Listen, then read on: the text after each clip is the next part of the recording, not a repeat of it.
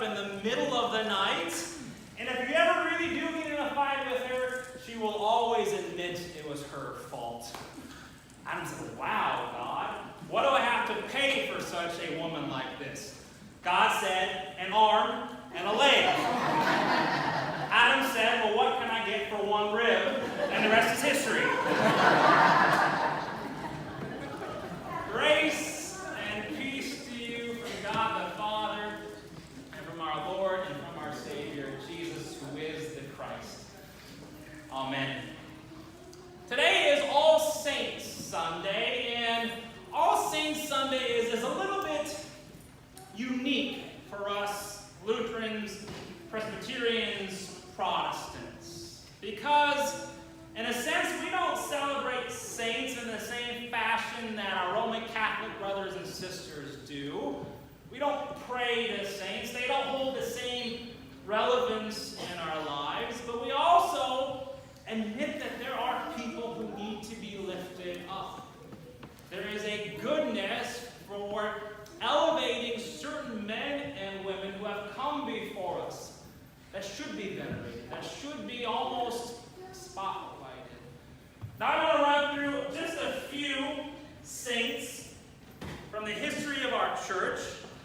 And if you know what they're known for, just holler it out. I'm thinking our Roman Catholic brothers and sisters might be better at this than we Lutherans and Presbyterians. But if you know what they're known for, just holler it out, all right?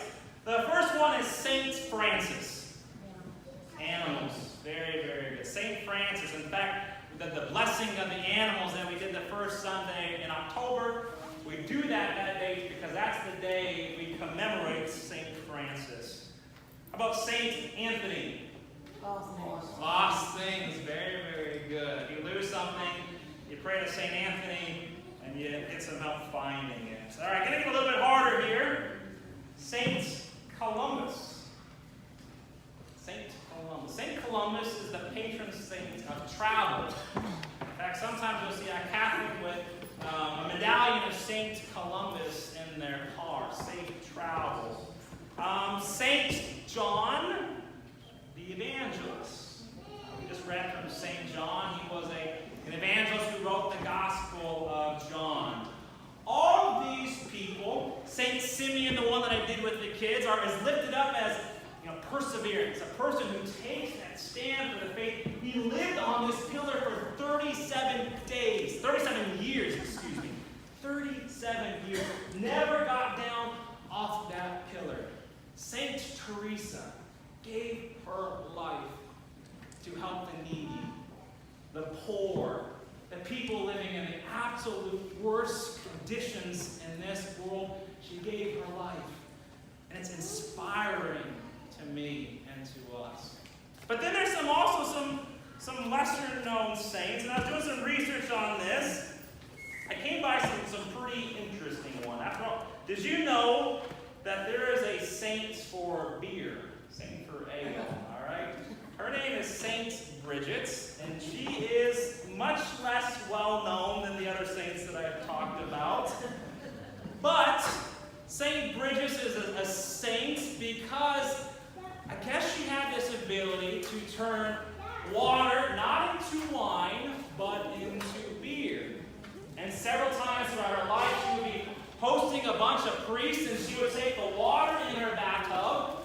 And I don't know if she prayed over or what she did, but it would be turned into beer on the spot. Saint Bridget, the patron saint of us beer drinkers. Now that's a saint that can really get behind.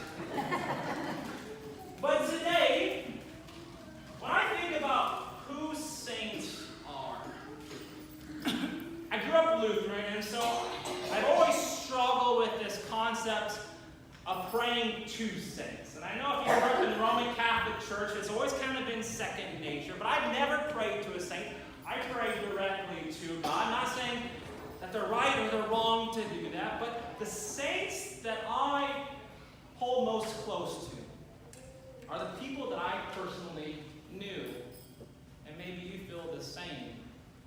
The saints that I lift up today more than any other are the people who taught me how to live this life.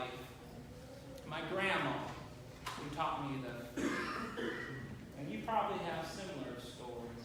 I doubt these people ever wake up in the middle of the day thinking, I'm a saintly woman, or I'm a saintly man, and I'm going to go out in the day and just prove that I've got this halo around my head. Today is a day for us to stop the craziness of our lives, to remember those people that we've lost, to hear the promise of Jesus, that those who believe will see the glory of God. Those saints in our lives that we most deeply knew. But I've also encountered some saints that, maybe a little bit unexpected. Today, when we celebrate and remember in particular Phyllis, and not to embarrass Charlie or anything like that, but as I saw Charlie and Phyllis and their love, and that's what it was. Every time that I went to go see Charlie and Phyllis, these two people loved each other more than my words can convey. What Charlie did for Phyllis every single day to help her out. I went home and I told Corey, that is the model for marriage. Through sickness and through health. Charlie, your marriage was blessed. And we remember Phyllis today in particular, that she is not gone. And so in many ways, my friend, you are a saint to me.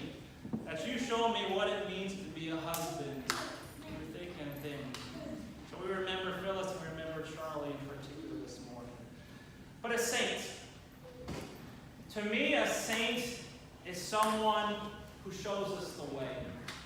A saint is someone that we can see that has walked this life before me. And a saint is someone that does this. Benny, can I help you out, buddy? I prepped Benny for this. A saint is someone who lifts us up, puts us on their shoulders, and helps us see the way. A saint is someone who is guiding us. A saint is someone that has lived this life so that we can see what is before us. Can you see, Benny? Can you see clearly, a lot more clearly now than if you were lower? What do you think, buddy? Those saints in our lives. We remember them. Each and every one of you has a different saint in your life.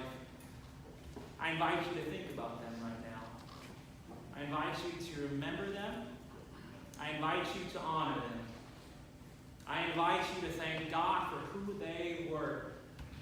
That you are blessed to know them. But I invite you to know that you will see them again. That they are not gone. That they are in God's glory. Amen? Amen.